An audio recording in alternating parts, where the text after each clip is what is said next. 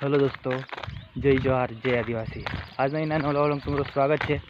आज हम जाना पड़ रहे अपना खेत में, तो तुमको बता कि आज अपना खेत में धाना निकाल सको। अभी मजा आएगा ना भिड़ो। लोग में पूरा बना रहे जो हम करण ने जाना पड़े। करण मी जाए रे बाकी ना दुता से आवस न गुजर आवस। गुजर पानी वाले जाए ते कब बोला रहा। अच्छा ठीक है। तो 5 जन रस हूँ निकालना पर आज पूरा व्लॉग शूट कर सकूँ। तो पूरा वीडियो देखिए तुम बता रही।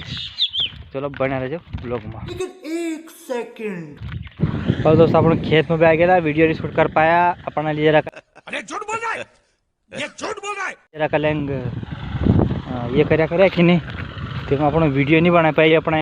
शाबाश बेटा, बहुत बढ़िया। अपने पुणे चालू है कि धाना अतरा में निकल गया ये देखा। तुमको धड़ जान बता दो। मैं वीडियो को लाइक शेयर सब्सक्राइब जरूर कर दो दोस्तों में शेयर भी कर दो।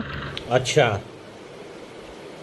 ठीक है। तुम लोग नए हो तो सब्सक्राइब करो, वो जो लाल वाला बटन है उसके साथ स्कैम करो या फिर महफिल जमाओ, मुझे नहीं पता, बस क्लिक हो जाना चाहिए। अब मैं भी